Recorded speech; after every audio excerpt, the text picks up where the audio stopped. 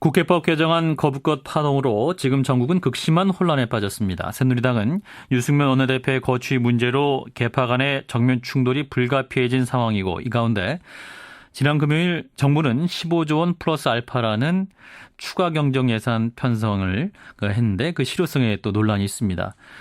네, 새누리당의 대표적인 경제통이죠. 이한구 전 원내대표를 연결해서 의견 들어보겠습니다. 의원님 안녕하십니까? 예, 안녕하세요. 네, 먼저 대통령의 개정 국회법에 대한 거부권 행사 문제에 대해서 좀 의견을 여쭤보겠습니다. 대통령의 거부권 행사는 예견돼 있었습니다만 이 거부 입장을 밝히는 과정에서 국회, 특히 여당 원내 지도부를 강하게 비판을 했는데요. 어떻게 보셨습니까?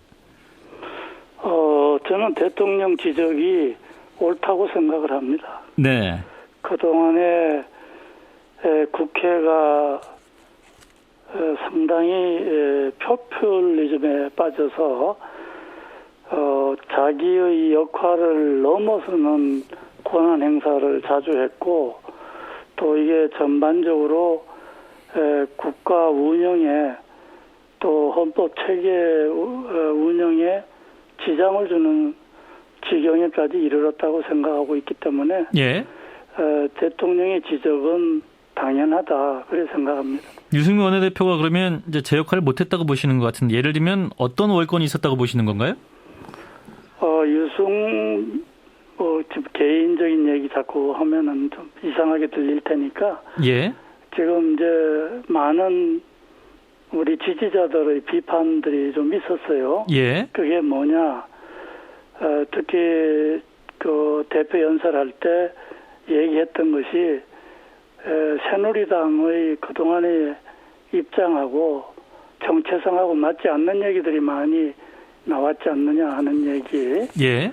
그다음에 공무원연금 개혁 관련된 법을 개정하는 그런 과정에서 너무 야당한테 밀렸다 하는 얘기. 또 그 과정에서 이것저것 양보한다는 것이 상당한 정도 전문성을 결여하고 있다. 또 너무 야당과 밀착이 돼 있는 거 아니냐 하는 의심을 받은 경우가 제법 있었기 때문에 예. 이제 그런 것도 같이 문제가 됐다고 봅니다. 예. 그리고 대표적으로 이제 증세 없는 복지는 없다라는 게 또 유승민 원내대표의 지적이었는데, 자, 그 부분도 잘못됐다고 보시는 건가요? 그렇죠.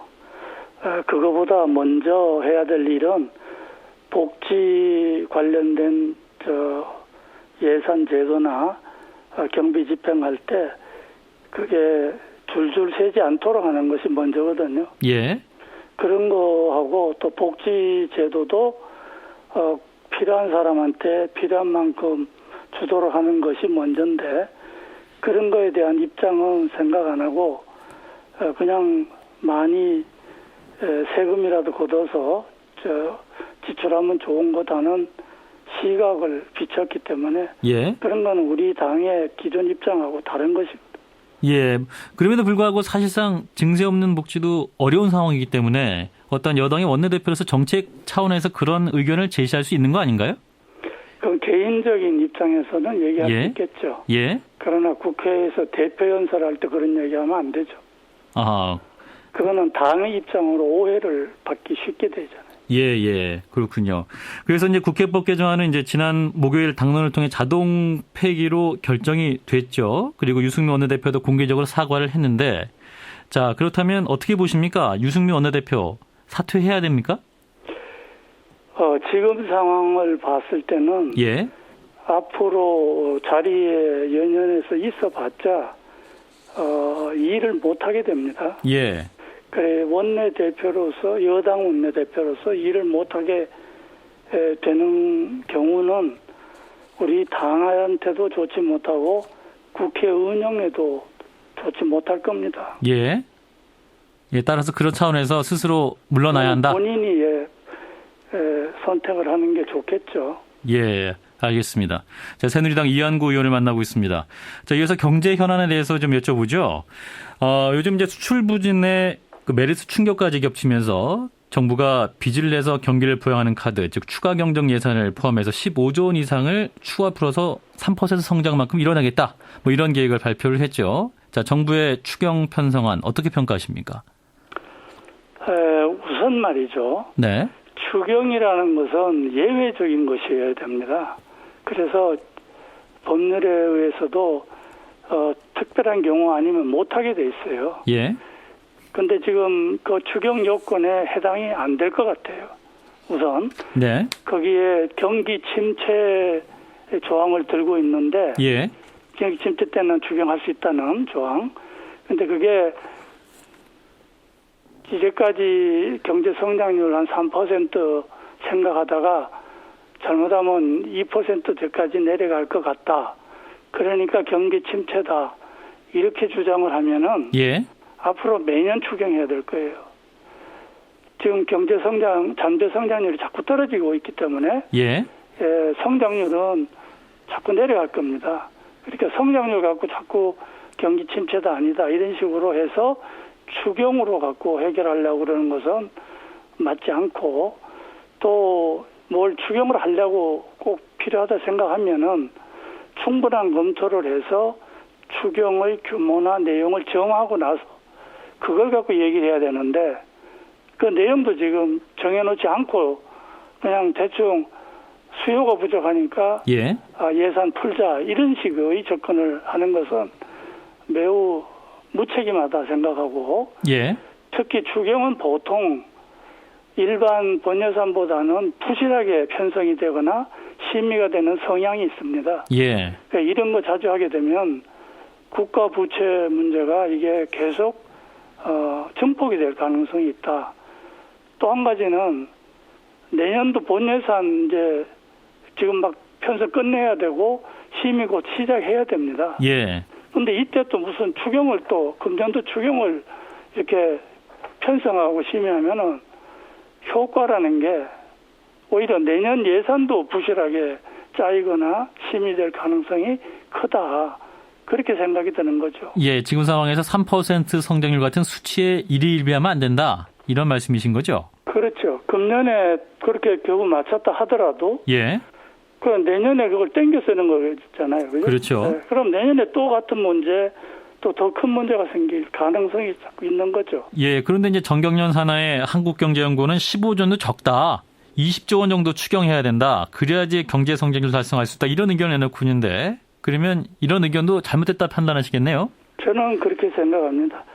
꼭 제가 들리기로는 저한테 예. 들리기로는 이 빚은 많을수록 좋다. 빚내서 경기 크게 한번 확대해보자. 그런 주장같이 들리는데 그게 1년 먹고 사는 사람도 아니고 앞으로 계속 국가재정이 건실해져야 그리고 이 예산 편성하면서 세입 기반이 확고해져야 앞으로 계속 경제가 살 수가 있거든요. 예. 그런 생각을 좀 해야 되고 그리고 조금 어렵다고 예산 증가시키고 금융 완화해서 이렇게 고통을 덜어주는 식으로만 가면은 예.